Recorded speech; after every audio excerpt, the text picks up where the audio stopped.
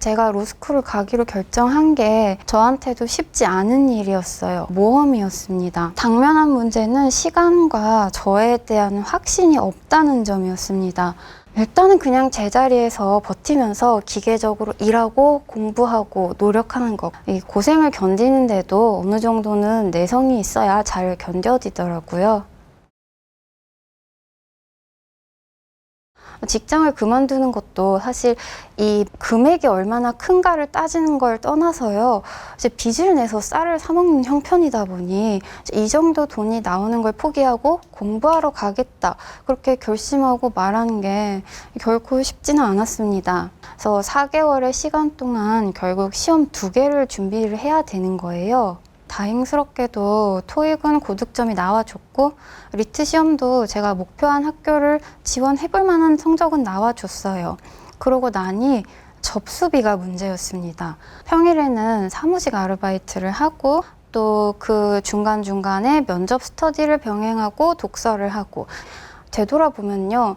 그때 제가 그만큼 힘들었기 때문에 오히려 결심을 할 수 있었던 것 같습니다. 이게 방 불을 캄캄하게 꺼놓고 있을 때 바깥에서 빛이 새어 들어오면은 굉장히 환하게 보이는 것처럼요. 갇혀있던 어둠이 너무 깊고 선명했기 때문에 좀 희망의 길로 보이는 것이 눈에 들어왔을 때 그걸 선택하지 않을 용기가 없었어요. 대신 제가 한 선택의 리스크를 최대한 줄일 방법을 모색했습니다.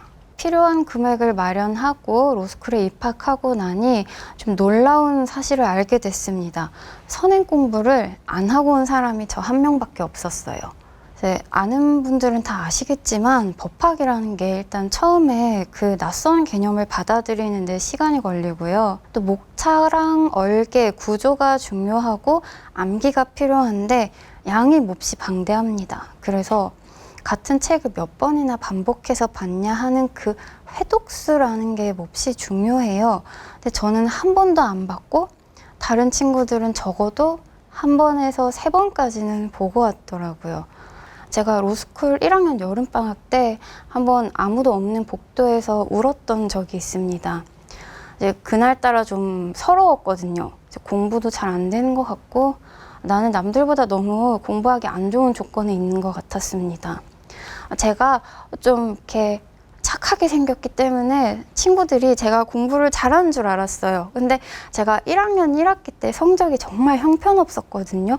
그래서 그 모든 두려움과 부담감이 한꺼번에 터졌던 날에 그 법학관 귀퉁이 계단에 가가지고 혼자 막 울었습니다. 울고 나니까는 너무 어지러워가지고 벽에다가 머리를 기댔는데 이제 벽에서 냉기가 나오면서 차츰 몸이 식더라고요. 근데 그때 제가 이렇게 30분 우는 것만으로도 온몸이 젖을 정도로 이렇게 뜨거운 계절을 보내고 있었는데 그 모든 게 다 상징적으로 제가 저를 위한 그 시간을 참아내고 있다는 거, 이 모든 게 다 나의 행복을 위한 겪어내야 될 경험치 같은 것, 그런 것들로 여겨졌습니다. 그 사실이 저한테 굉장히 큰 위안이 됐어요. 그리고 저는 사실 공부할 시간이 많이 부족했던 게 부모님께 지원받을 수 있는 돈이 20만 원밖에 없었는데 법서가 좀 비싸요. 민법 교과서 한 권 사면 7, 8만 원은 들고 거기다가 칠법 책, 객관식, 서술형, 기록형 준비해야 되는 책이 너무 많았습니다. 공부하면서 또 펜도 답안지 열심히 쓰면은 이틀에 한 자루씩은 썼고요. 답안지도 분량 조절한다고 매번 구매해야 됐습니다. 제가 사무직 아르바이트 했던 곳에서 외주 주는 것, 수능 강사의 조교 아르바이트, 학생들이 질문을 달면은 거기에다가 댓글로 내용을 설명해주는 그런 재택 아르바이트를 병행했는데 2학년 2학기 중반까지는 계속 했던 것 같아요. 성적이 많이 형편없었습니다. 지도 교수님께서 엄청 심각한 얼굴로 휴학을 권하시길래 그때 아차 정신이 들었어요. 제 형편에 재수를 하게 되면은 여러 가지로 부족할 것 같았거든요. 그래서 그때부터 못했던 공부를 3년치 공부를 남은 시간 최선을 다해 해보자 이런 생각을 하게 됐습니다. 저는 3년 동안 출석 체크 스터디라는 걸 했어요. 그게 뭐냐면 일정 시간에 일정 장소에 모여서 출석 체크를 하는 건데 이게 강제성을 부여해서 공부 시간을 이만큼 확보해보자 하는 그런 취지의 스터디예요. 처음에는 출석 시간이 9시였는데 8시 반, 8시까지 앞당겼습니다. 아침 운동하고 아침밥 먹고 그리고 법학관에 도착하는 시간이 8시라는 의미예요. 그래서 제가 그때 당시에 남긴 사진이 몇 장 있길래 가지고 와봤는데 이렇게 하면은 사실 내가 하루에 적어도 이만치는 시간을 확보할 수 있다라는 장점이 있고 그리고 내가 이렇게나 루틴하게 살아낸다는 게 자기 자신에게도 좀 만족감을 줬어요. 근데 언제나 공부가 순항인 거는 아니었습니다. 그냥 무방비하게 스트레스에 노출돼 있었는데요. 나중에는 이렇게 힘들다 보니까 하루에 순 공부 시간이 4시간, 5시간밖에 안 나오는 걸 보면서 이렇게 당하고만 있으면 안 되겠다 싶더라고요. 그래서 제가 느끼는 압박감까지도 이용을 했습니다.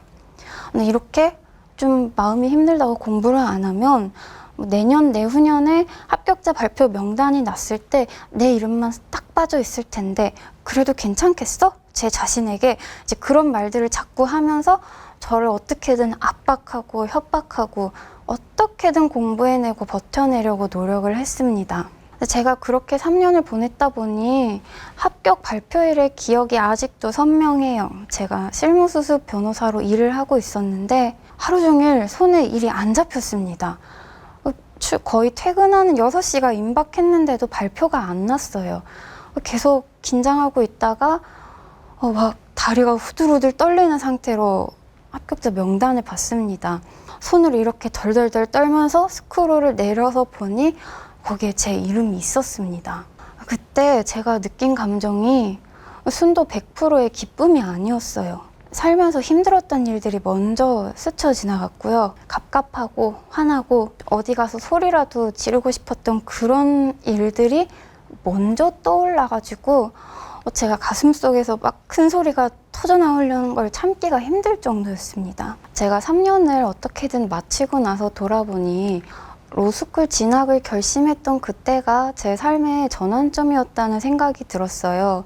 사실 예전 같았으면은 나 돈이 없는데 로스쿨 어떻게 가? 하고 포기했을 것 같아요. 하지만 이때는 그냥 가겠다고 결심을 하고 대신 제가 최대한 손실 없이 그 결심을 이룰 수 있는 방법이 뭔지 모색했습니다.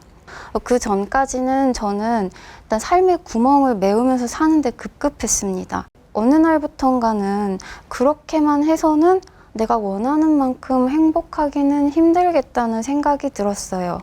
사실 어려운 시기라는 것이 언젠가는 지나갑니다. 어지간해서는 지나가요. 물론 그게 내가 원하는 시기에 내가 원하는 속도로 지나가지는 않고요. 조금 덜 지나갈 수는 있습니다. 그렇지만 계속해서 기다리고 버티고 노력하다 보면은 언젠간 그 시기가 지나가요. 근데 그렇다면 언젠가는 지나가는 그 시기에 너무 크게 좌절하고 괴로워하지 않도록 약간의 노력이 필요합니다. 우울해져 본 적이 있는 분들은 다 아시겠지만 우울감을 느끼다가 일상으로 돌아올 때 굉장히 많은 심력이 소모됩니다.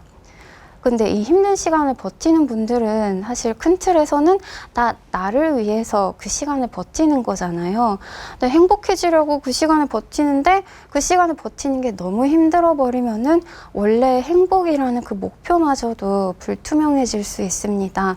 그래서 쉽지는 않더라도 그 시간이 반드시 지나간다고 생각하고 그 힘든 시간을 조금은 의도적으로 요령 좋게 보내는 것이 필요하다. 저는 그렇게 느꼈습니다. 살면서 누구나 지겹도록 힘든 때가 있습니다. 아무리 미친 듯이 기어가도 옆에 가는 사람의 단 한 걸음을 따라잡기 힘들 때가 있어요. 그래도 그럴 때 이 고생이 다 지나가고 그 다음에 낙이 온다는 점을 믿고 녹록지는 않은 세상이지만 그걸 믿고 내가 이렇게 분투하면 또 그래도 어제보다는 괜찮은 내일이 온다는 그 점을 받아들이는 거, 그게 필요하다는 생각이 들었습니다. 다음에 올 낙원을 생각하면서 현재의 고생을 견뎌내고 있는 모든 개미들에게 행복이 찾아오길 바라면서 저의 이야기 여기서 마치겠습니다. 감사합니다.